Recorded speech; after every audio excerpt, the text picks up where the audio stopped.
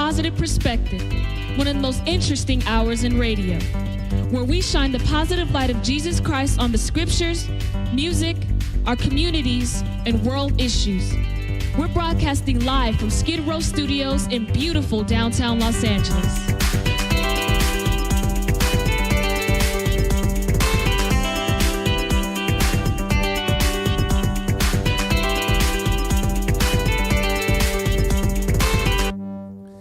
Hey, you're listening. I'm Willis Void. And I'm Shantae Duncan. And you are listening to Positive Perspective.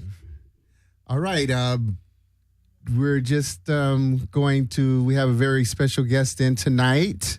Awesome. And she's going to play a little something right now, I think. But anyway, our special guest is Geza X. Hi. And Jonathan. Hello. And Denise. Hello. And we have some very important things we're going to talk about today. Geza X is a punk rocker, but he used to be a punk rocker and an artist, and he wears a lot of hats and doing a lot of very important things right here in our community. And we want to just basically go over some of those things. So what we'll do is we're having some, well, no, we're not. But what we're going to do is we're going to ask, who is Geza X? That's what we're going to do first. Cool. And if you do find the song, do find the song, We Need More Power, just let us know. She's ready. Okay, cool. First, me and Mr. Mommy Man made a deal with the doctor. I don't think this is the song you expected. Oh, no. That's fine. Go ahead. Okay. Let it run. This is one of the craziest things I've ever heard. No, can you scratch that and put on More Power? I love this song. More Power. I'm sorry. Can we play it later? We could play it. Well, it'll play under the bed. Okay. Cool. Your choice. Yeah, here we go. That was Geza X, but this is Geza X too. Oh, I see why you want to play this, of course. I get it.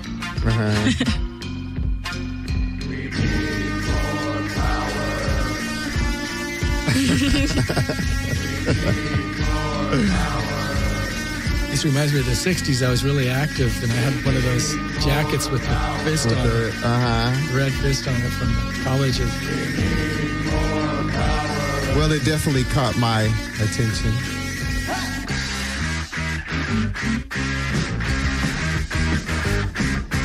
Civilization is in pretty deep. We all want to win, but the price is too steep. Our backs in the corners, we're gonna die like sheep. We've got to make an evolutionary leap. But there's a problem. We need more power. We need more power.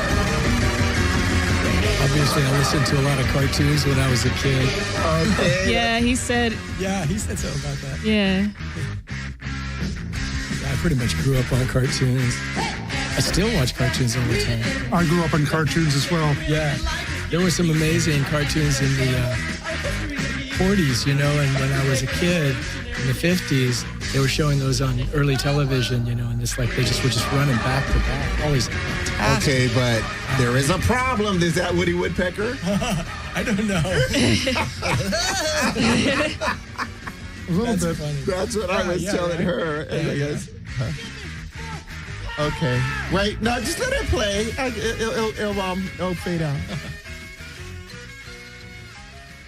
Cool. Okay, that was Geza X, and that's punk. If I ever heard punk, is it? Yeah, pretty much. Even in the punk days, I was sort of an anomaly because I was a little bit older, and I'd really been very fascinated by Frank Zappa and Captain Beefheart and all of those kind of weirdos from the 60s. So, when punk rock came in, I just had to kind of violate the punk idiom too and sort of mutate it. And I ended up in a lot of bands that did sort of these atonal, jazzy kind of things that were, punk attitude, but musically a lot different than what some of the other people were. Oh, so basically you were into that whole 60s, 60s, but punk, when did punk hit the scene? Punk really hit the scene in the mid-'70s. Yes. Right, a little bit later, in 76, 77 is when it began.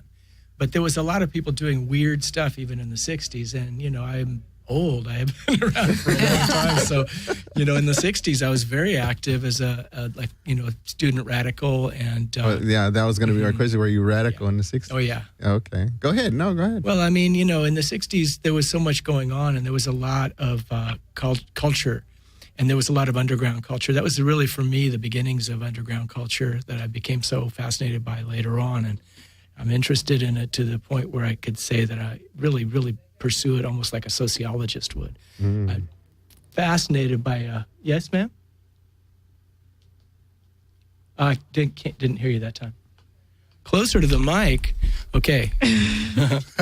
Happily. I am always trying to stay away from the mic because I'm such an egomaniac.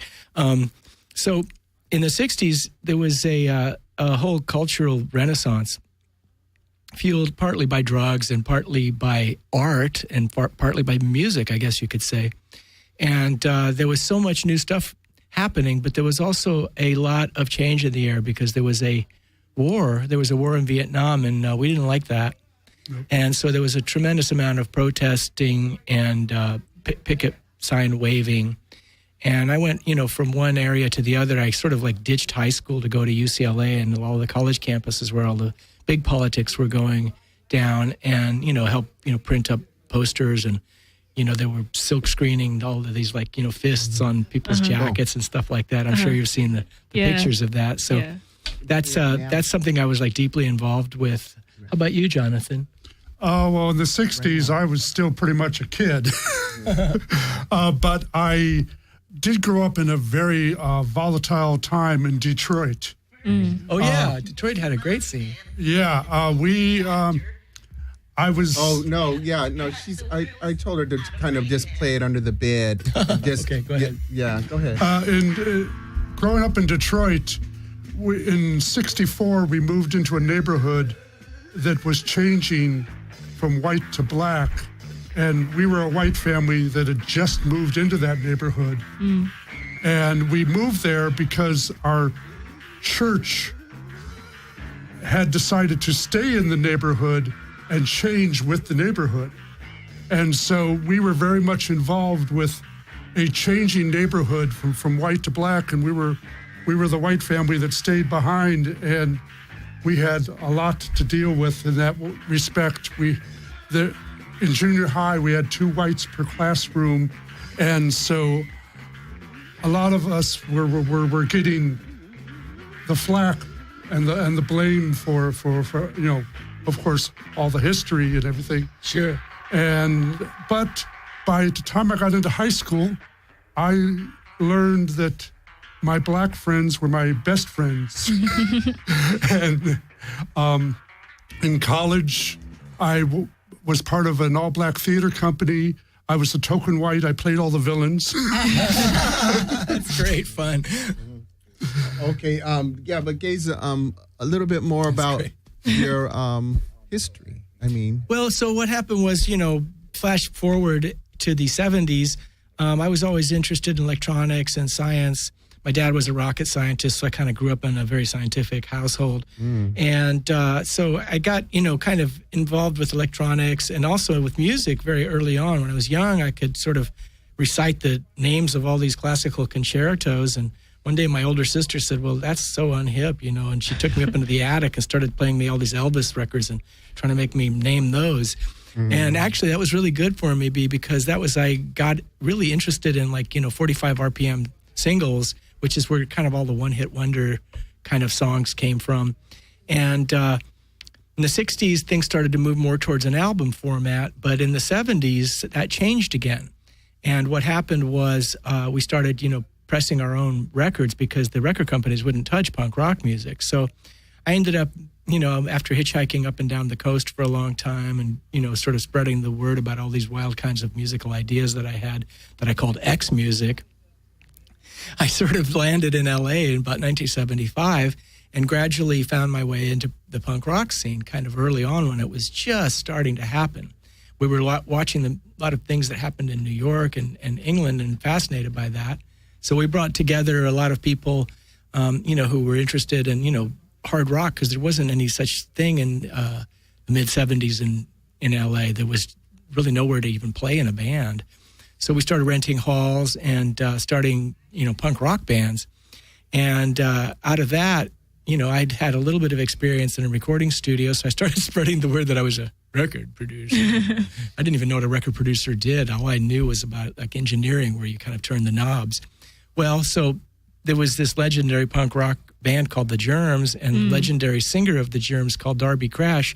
And he's mostly legendary because he killed himself. He was like very nihilistic and suicidal, and he killed himself. And so like now, he's quite well known, his name.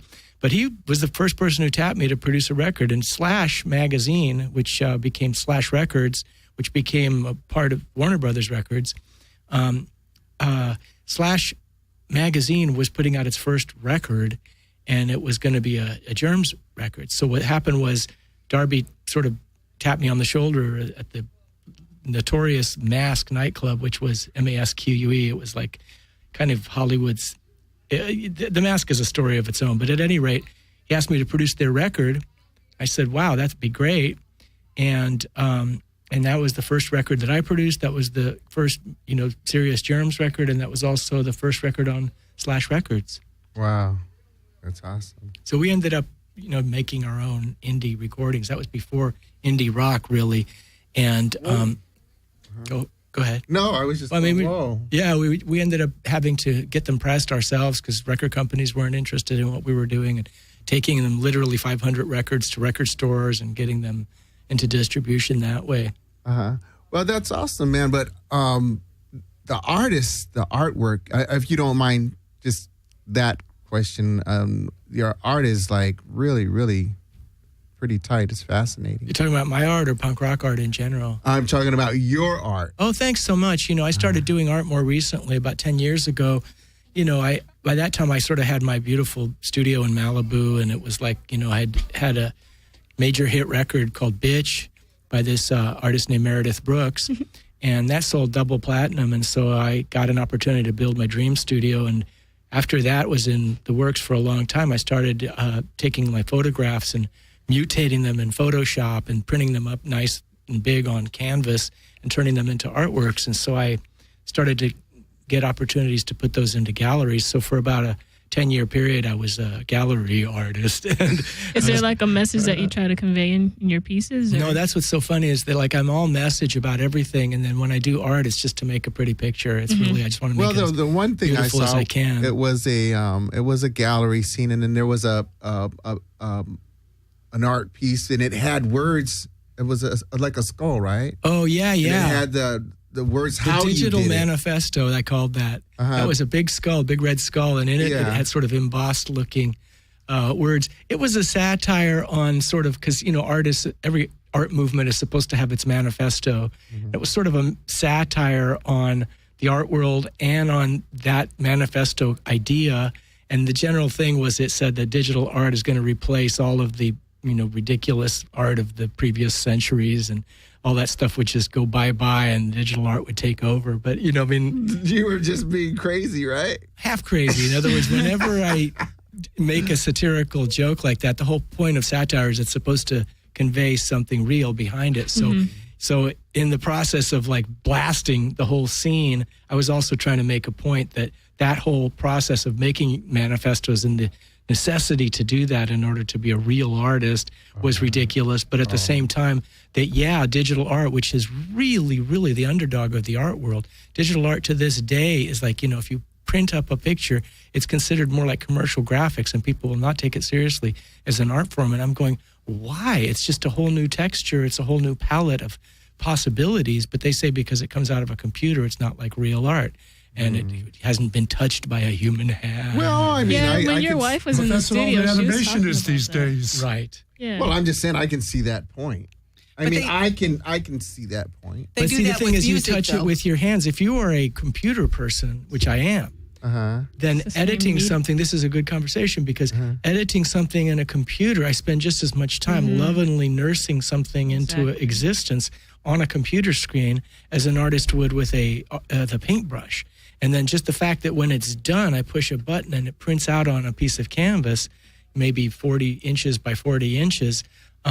doesn't take away from the fact that I put a great you put deal your of soul care into it. as it was being developed on the screen. And I also understand that as well, because I can appreciate that, and it comes like Just a different music. medium. It's a different set of tools, and the thing is, it's there like was a a rap time form versus a classical guitarist, or exactly, or and there was a whatever. time when oil paints were the only true art form, and then acrylics came out, and they were like really high quality, but it's a different kind of color. Acrylics are very vibrant and very sort of pop art, and oils are a lot more deeper and sort of like murkier in a way.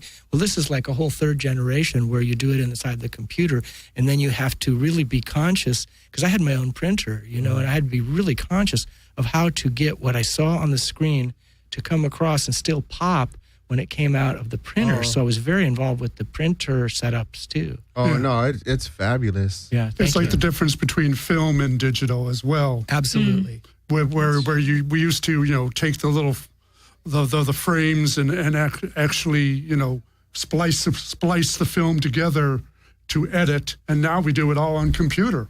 Exactly like the same thing that happens with analog versus digital music, and that controversy still rages. Back in the day, people recorded on tape, and you had to edit the tape in order to put several pieces of different songs together. And then now everything's being done on the computer, including by me. But they have two different flavors. The tape, the analog, still has a certain sound, and the computer has a different kind of sound. And it's exactly analogous to film editing, because that changed in a similar way at the same time.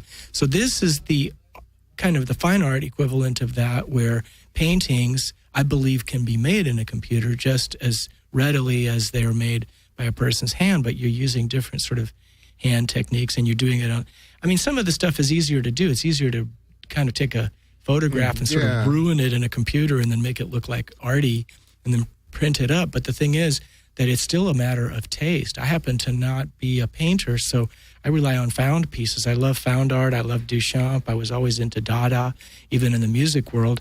And then when I had an opportunity to sort of do Dada-ish type of things in a computer and then print them up, that's sort of my world. I take a photo of sort of a smudge that I see on a wall somewhere, like something that's left over from some acoustic tile.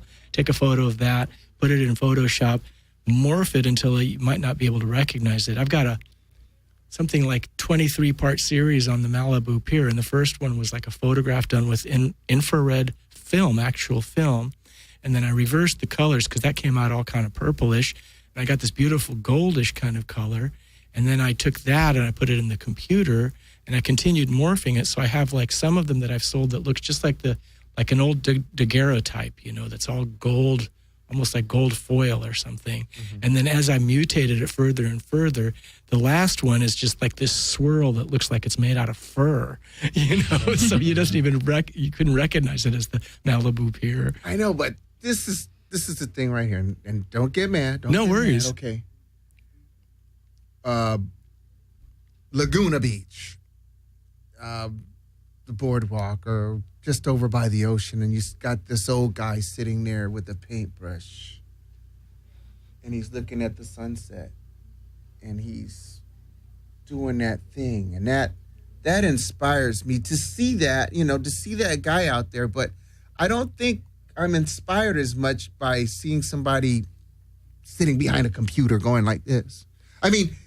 Your work, depends. It's a beautiful thing going on inside of you, and your creation is awesome. But I'm like looking at you going like, and then I'm looking at this guy and I'm seeing he's got this little stick and he's holding his hand so his brush is steady, and he's out there doing that thing, and that inspires me. But I've never really, I'm inspired by people that, sit and do that. But you've never seen me working on I've never painting seen you. on the computer. No. Is it like... There's a certain amount of that to it. And the other thing is that I want to sort of point out that... But do you understand what I'm saying? Yeah, but what I want to kind of point out is that all of this is a little bit meaningless unless you actually know how to do something. Like, for example, my skills are... I know how to take a real photograph, all the way back to the Ansel Adams School of Photography. I don't particularly like that kind of like perfection thing. I'm more of like a trash can, rough it up kind of person. But what I do know how to do is how to take a real photograph. Oh. And so for starters, and then second of all, I'm a tech geek to the whatever, you know. And so I understand what's going on inside a computer. And that really is my medium, because for 20 years I've been recording computer music and editing. So when I'm on a computer, that's when I'm rocking and rolling and I'm in my world. And so, you know, when I'm really, really taking the time to do the painting, sometimes I just do it on a laptop. But when I really have the time, I have another monitor set up, a large one, and it's more like a canvas. And sometimes I have other tools where I can, like, you know, add stuff in. Although I find that a trackpad, you know, actually is a rather nice tool you can get. You know, you're used to using it. You could do most of the things that you need to do with one. But I have external things too that I can mutate my art You ever with. take it down by the beach on the board? I'm just I playing. thought about that. No, actually, it's funny. I thought about that. Remember, they do have Wi-Fi on the beach these days. That's where the camera comes in, though, because I You're- take a photograph first and then I alter it. You're brilliant, and I mean Thanks, that's really just checking you out. It's awesome, and I'm really, and I think a lot of people feel the same way that I do, but I'm checking it out, and I feel honored. And let me say this before I get back on track here. My ministry, Positive Light Ministries, what we do, and what we did down in the Skidrow area is that we partner with organizations that, organizations that were child programs, with child programs. And what we would do is where they stopped or where they peaked at, we would try to take the child to the next step, because when a child reaches a certain point and he can't go any higher, then he goes back down most of the time. So we would give them either job training or art, guitar, you know, something that they could use to try to take them to a higher level. And I believe, you know, the internship that I'm in has given me that same opportunity that I gave, or Positive Light Ministries gave to the children down there. And I appreciate you for that, because that's what it reminds me of is I can take it, if I want, I can take it to the next level. And I have an opportunity to go somewhere I didn't have the means, or I didn't have an opportunity to go. Got it. And through that, okay. And with that, I'm going to ask you about the Vortex. Yeah, let's talk a little bit about that. So the Vortex itself is it's not technically a nonprofit, but it's run like a nonprofit. It was bought by a visionary named Cameron Melville, the great grandson of Herman Melville, who wrote the book Moby Dick. And Cameron had an idea. He and I are both sort of, you know, old school Berkeley radicals from the 60s. And he had an idea of creating a community center that was a true community center that would serve nonprofit groups. And that, you know, in particular, I mean, like serve the community, of course, but particularly help nonprofit groups do fundraisers and do their programs for very, very low cost. And so he bought a building in downtown LA and fixed it all up. And it's got a venue, a 400 occupancy venue. And what they do is they rent it out just ridiculously cheap. It's the website is vortexla.org. And you can get in there for, you know, with a full-on fundraiser for like a couple $100 a night. And, you know, if you have, you know, something smaller like yoga classes and stuff, sometimes there's no charge at all. And they sort of appointed me their, you know, kind of in-house tech geek because they needed someone to do, you know, help them, you know, keep an eye on the PA and do other things. And what I decided to do was I had sort of had a spiritual revelation around the same time they were putting this building together. And I decided that it was about time, you know, I'm getting up there, you know, I'm 62 years old. I decided that I wanted to give something back to the underground community that had helped me so much over the years, you know, supported me and kept me alive and, you know, all my friends and everything like that. So, you know, I just kind of took my whole studio and put it in there, installed it in there, and started helping them with their audio and all of their, you know, various computer stuff. And Sometimes I think know, she's tapping on the that's window. what I can't tell. And so that's what the Vortex is. It's a I'm not nonprofit-ish community center that is dedicated to helping local groups, build out their vision. Yeah, it's quite an awesome spot. And can you give us information how a person could? All you got to look do is into check out the website. It's vortexla.org, and everything about it is up there. There's an application if you wanted to have an event, and there's a lot of information about how the Vortex itself works and what it, kind of what it's about. It's about empowerment, basically. And I'm very supportive of that, to the point where, they've been kind enough to give me space for my studio and to really give me sort of a privileged spot in the Vortex. And so, I do a lot of just what you might call work trade for them and help them out with their various things. Along the way, I saw so many good groups come in that were nonprofit groups or community groups. And so, I decided to start a nonprofit too. I wanted to start a nonprofit that was sensitive to history, that was sensitive to documenting, social movements and cultural things and trends that might not otherwise, folk artists that might not otherwise be recognized. Because, I come from a background of a lot of weirdo bands and stuff like that, didn't really hit the mainstream, and yet had so much, what you might call influence over the mainstream itself, either through the art or the music or the ideas.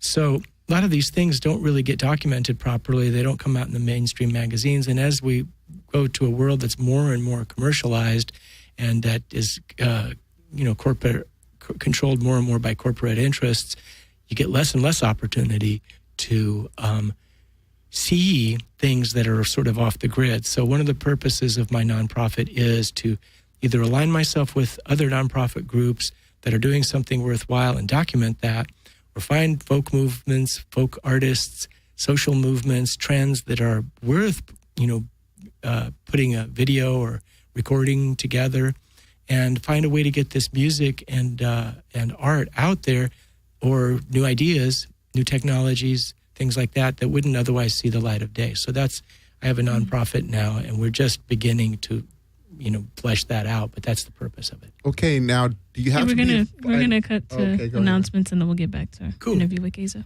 Okay.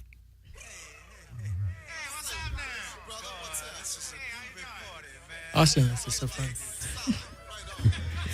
Elite furniture for affordable prices. Living Large Furniture. That's Living Large Furniture. For more information, contact Richard Boyd at 951-214-8555. It's 951-214-8555. Melvin Ishmael Johnson and Earlene Anthony of Drama Stage Qumran will resume their free theater workshop this Wednesday from 5 to 7 p.m. at the Vortex. It's a free course in stage managing, playwriting, and more. For more information about this, call Melvin Johnson at 213-479-1764 or email dramastage1@yahoo.com. I'd like to thank our engineers for helping us out tonight. You guys are doing a great job. Thank you. Thank you for tuning in to Positive Perspective. You can check out our podcast for previous shows. Our call-in number is 800-893-9562. You can like us on Facebook at facebook.com/wearepositivelight. You can visit our website at positivelight.org for more information on making donations and supporting us. Thank you for tuning in to Positive Perspective, and back to the show.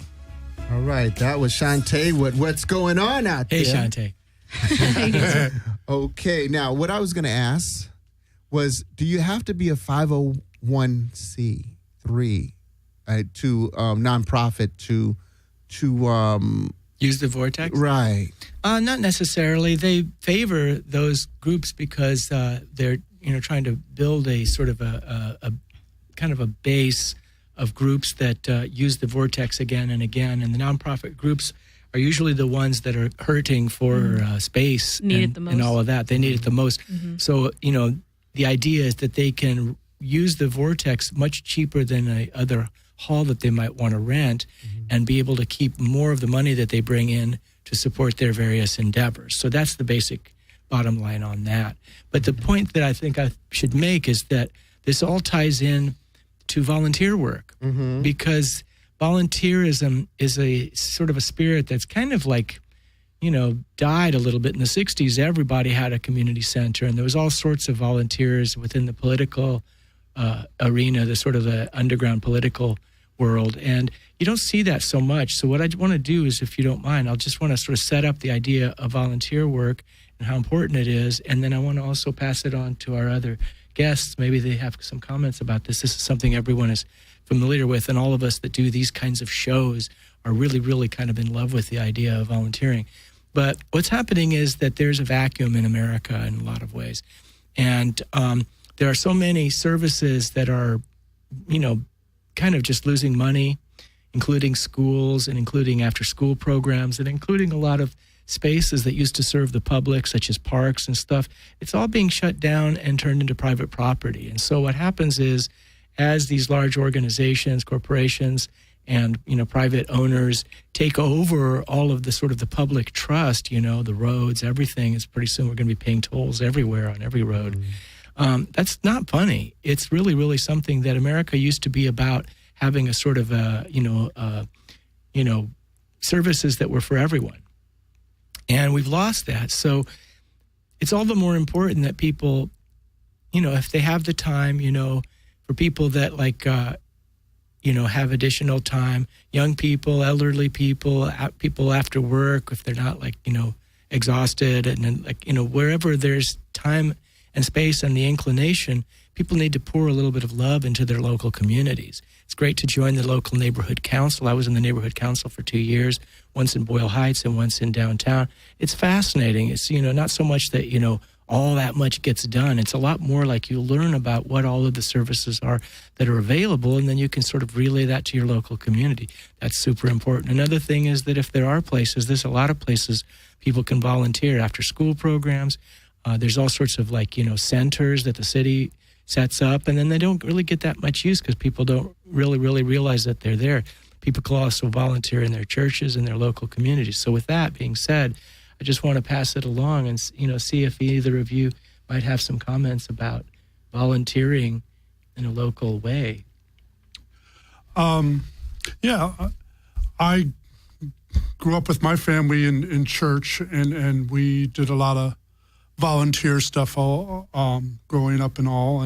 And also my dad was a veteran, and so in New York, I was able to get involved with what was called the Veterans Bedside Network, that we would go into hospitals, the psych wards and the drug and rehab wards, and we would record old radio shows or television shows with the patients, taking all the parts, and then they'd listen to it back.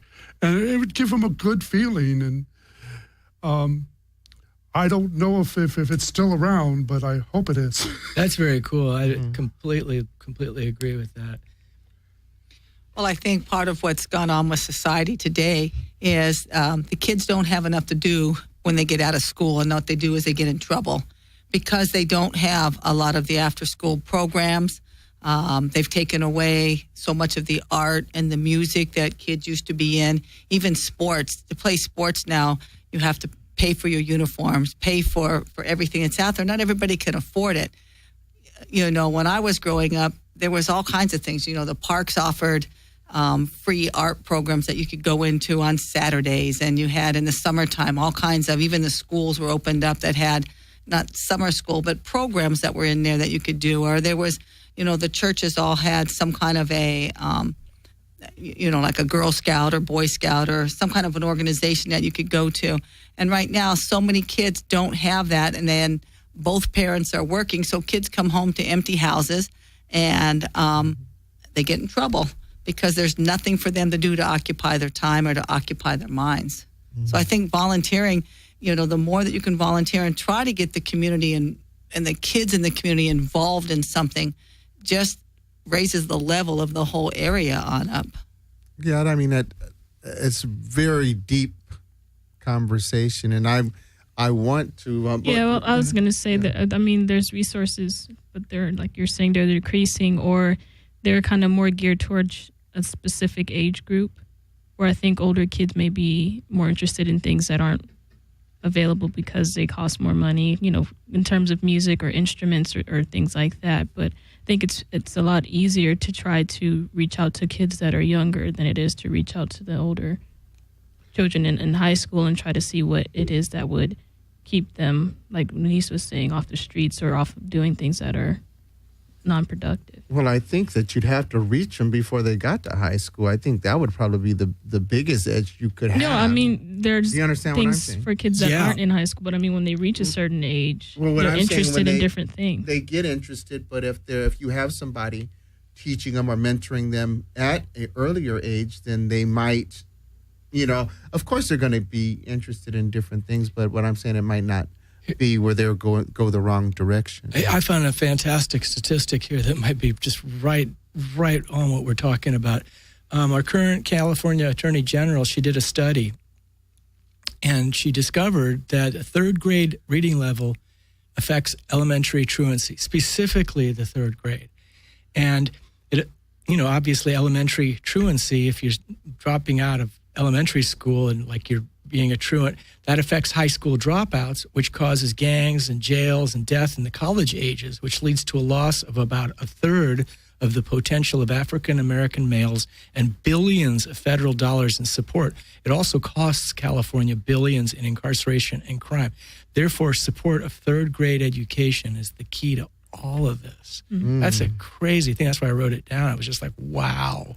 Well, and I think with like what Shantae was saying, there is a lot of things for elementary schools, but once the kids get out of elementary school, let's say I was interested in, playing basketball at an after-school program, or I was interested in learning how to play a guitar. They have those things in the elementary school, but when they get into middle school and into high school, it's few and far between.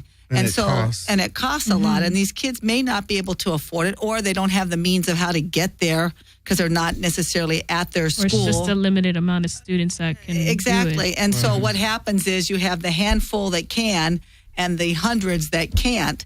And so they find other things to do. And a lot of times it's not good things and it's not productive. But they had the interest at elementary school age. Okay. Well, volunteering is always, they say when you're depressed, go help somebody. Right, totally. That's also it. But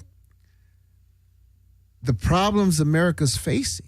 Well, I mean, that's exactly what we were covering. It's like the whole point of all of this is that America has lost a lot of its infrastructure, and it's not going to be given back. I mean, it's like the powers that be are finding ways of pulling money out of the system and pulling resources out of the system and pulling resources out of the planet. So it's like that stuff is not going to be given back. We have to take it back simply by creating new resources or making community resources of our own.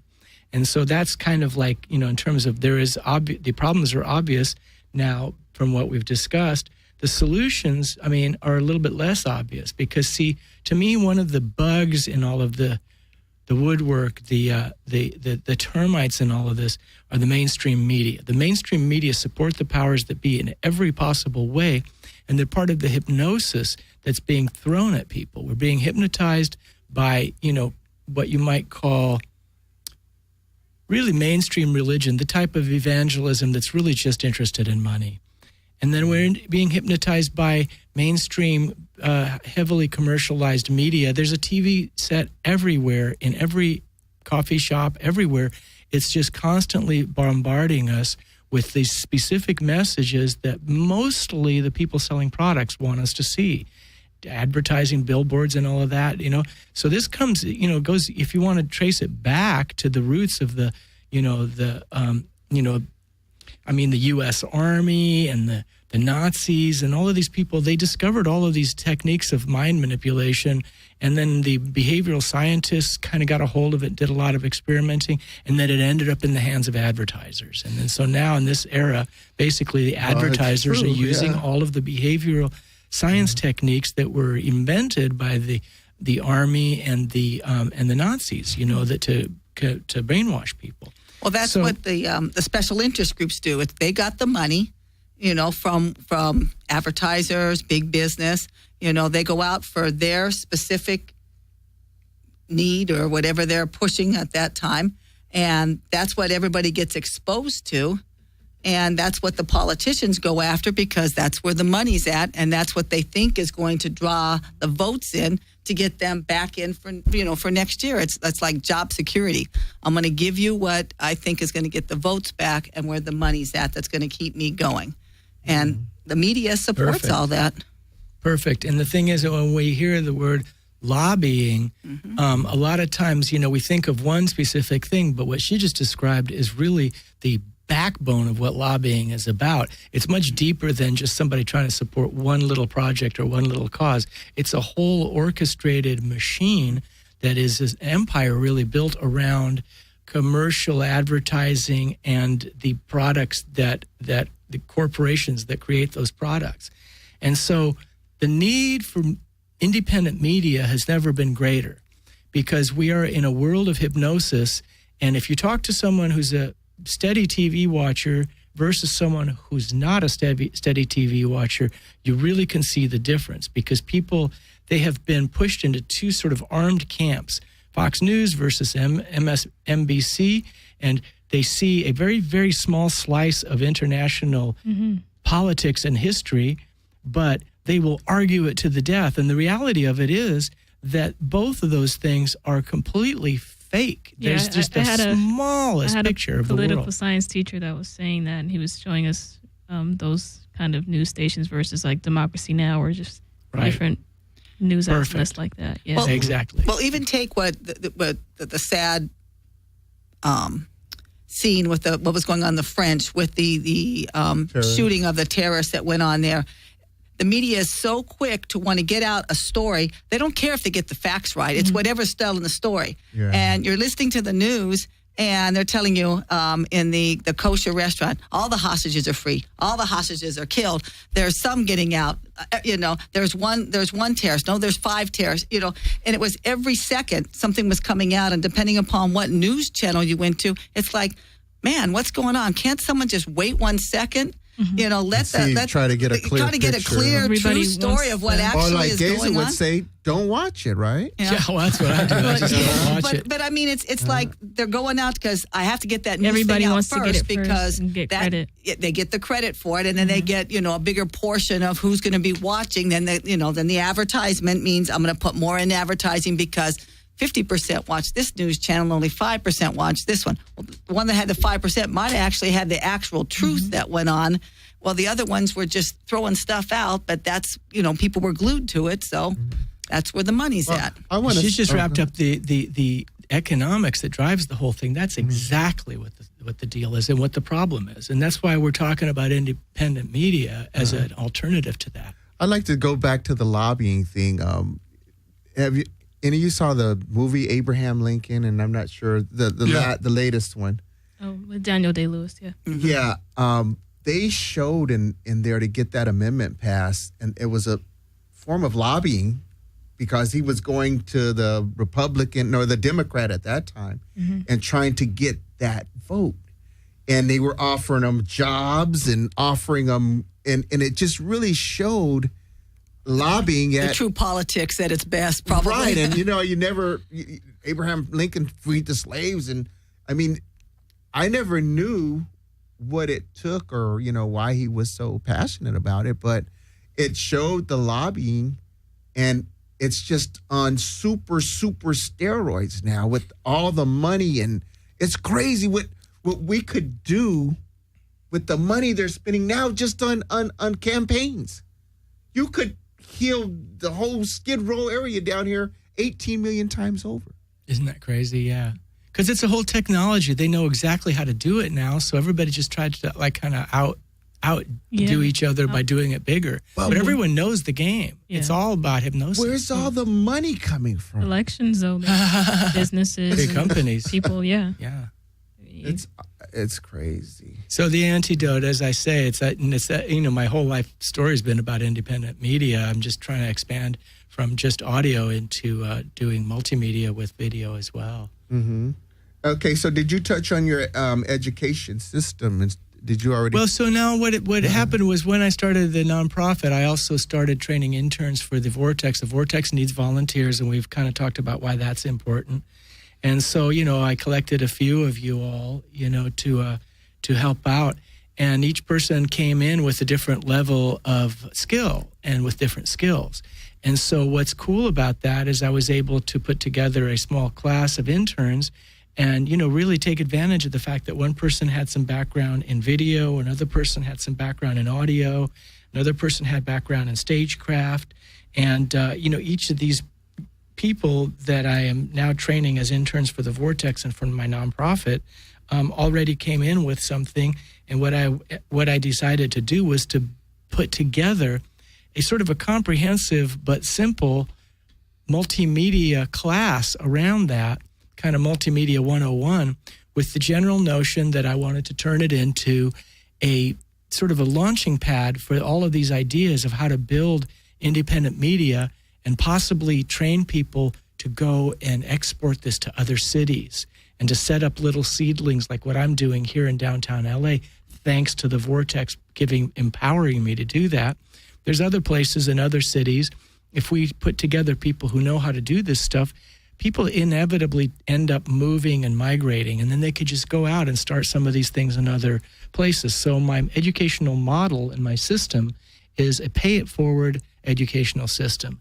I feel like I have been paid and helped by the underground that sort of brought me up. And I've learned a lot of skills, and I've been allowed to do a lot of things inexpensively or even for free. Well, so basically, my students, I collect this class, and I'm teaching it for free, but the deal, if you want to call it that, is that when you guys learn this, you're going to pay it forward. And I'm going to teach you all how to do that. I've already begun by allowing each person to sort of teach a class in the areas that they have expertise. And once they learn these things from me, then also I want to set people up to teach them to the next batch of students and also to teach it to each other. So there's a high level of interaction in my intern classes.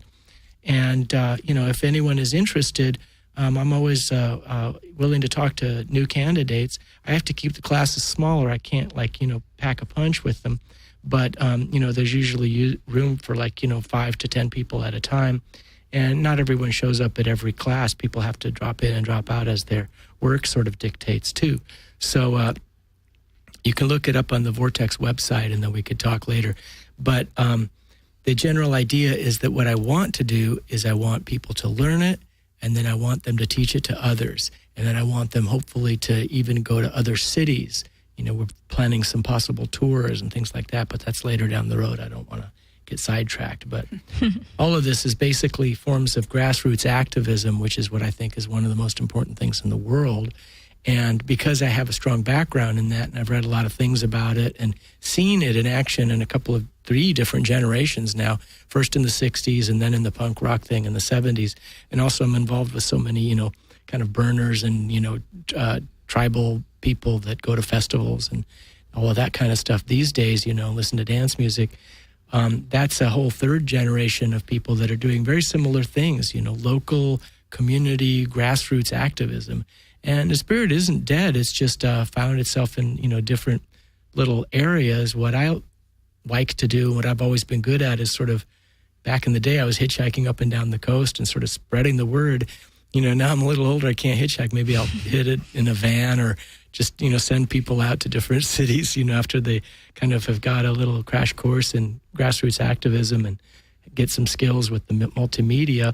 Because to my mind, the independent media is going to be the thing that sort of, if we want to save the country, we need independent media that's not lying to us, because that's what the mainstream media is doing. Okay, you think, and I always go ahead, you think the country can be saved?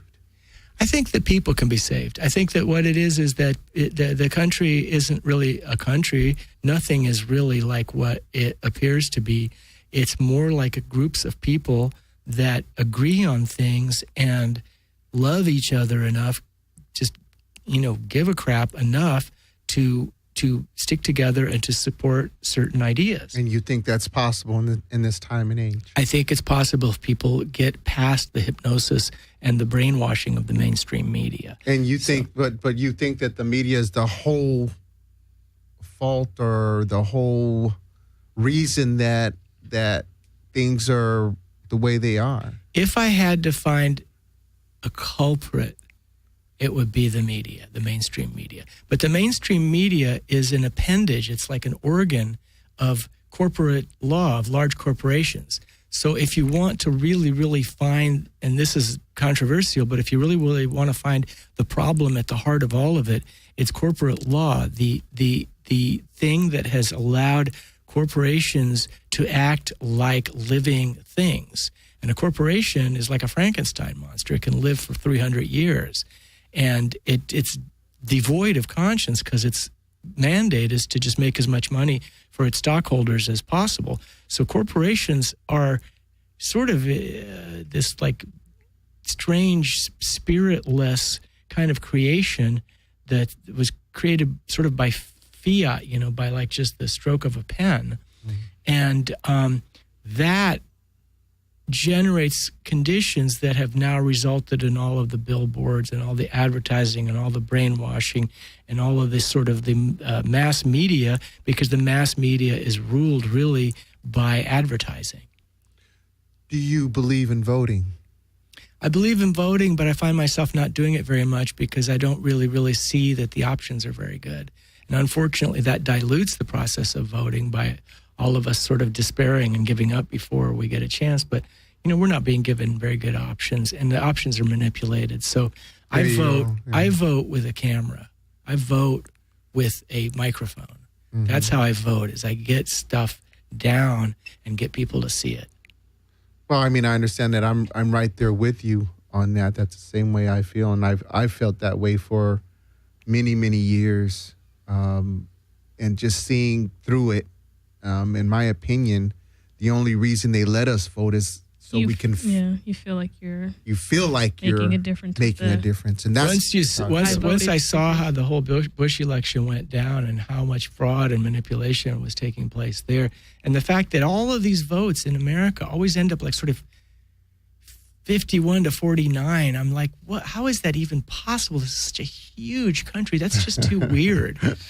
And so, it's just Fox versus MSNBC, and I give up. I watch MSNBC if I watch anything, but I don't feel like it's giving me that much better of a perspective than Fox. It's just a few shades of gray down in ugliness. I don't really. Me, I'd still rather watch my cartoons. I watch a lot of cartoons. Adventure Time, yeah.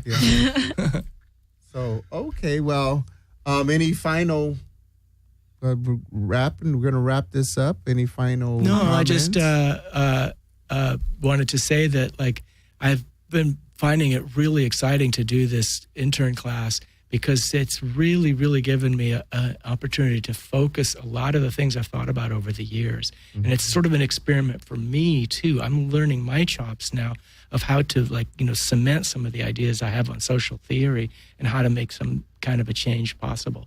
And that's the way to do it, huh? Yeah. And Jonathan?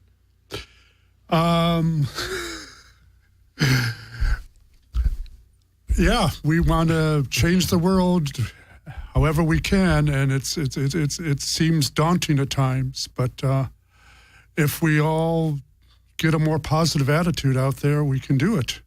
That's probably a key too, being positive. And I'm Mr. Gloom saying it, we can't change it, I don't vote, blah, blah, blah. But I think I'm a pretty positive person, and I think it was with gays is that we have to be examples and we have to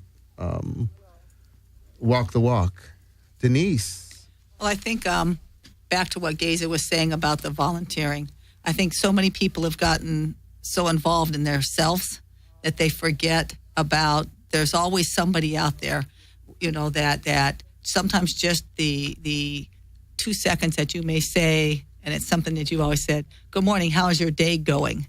That could change the whole outlook on their day that way, or their whole outlook on their life. And I think if more of us tried to give back a little bit instead of always being out there grabbing what we can get for ourselves, that would, as Jonathan was saying, be a lot more positive an attitude and would make the world, to me, a lot better of a place instead of everybody just being for themselves.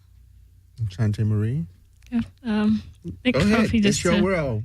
Sum up what everyone else was saying. I think I would agree with that, and I think just finding something that you're passionate about, something that you're good at, and learning it and generating a message that's positive, and teaching other people how to find what they're good at, find their passions, their gifts, and being willing to give of yourself and pour into someone else that needs it.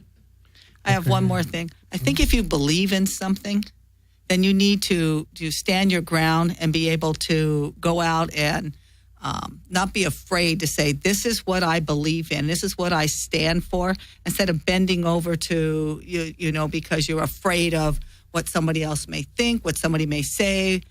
But when you believe in something, go for it. Oh, that's deep. Okay, with that being said, I'm going to say we are never more like Jesus Christ than when we are loving, forgiving, or creating. And that's our show. Thank you for tuning in to Positive Perspective. Don't forget healing.